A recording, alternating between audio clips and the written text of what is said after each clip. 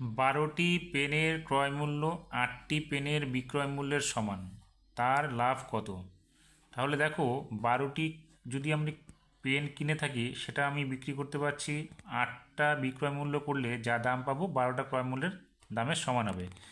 সেক্ষেত্রে 12টা পেন যদি আমি বিক্রি করি তাহলে কতগুলো পেনের ক্রয় মূল্যের সমান হবে 12টা পেন, সেটা আমাদের আগে বের করে নিতে হবে।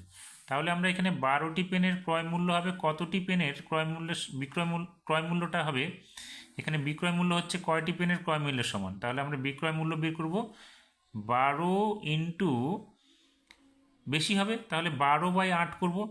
এখানে কাটাকাটি করলে কি হবে দেখো, 4 দিয়ে যদি কাটি আমি তাহলে 4 দুগুণে 8, এখানে হবে 3, এটা দিয়ে এটাকে কাটলে এখানে হবে কত আমাদের 6। তাহলে 18টি পেনের যদি আমি ক্রয় মূল্য করি তাহলে আমি 12টা বিক্রয় মূল্য করতে পারছি, অর্থাৎ আমার কি 12টা থেকে 18টা, তার মানে লাভ কটা হচ্ছে আমার 18 বিয়োগ 12, অর্থাৎ 6টি পেনের লাভ পাবো আমি।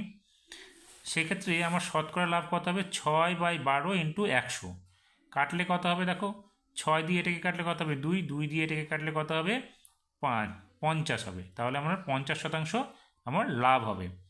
অর্থাৎ আমি যদি 12টি পেনের ক্রয় মূল্য 8টি পেনের বিক্রয় মূল্যের সমান হয় সেক্ষেত্রে আমার লাভ হবে 50%।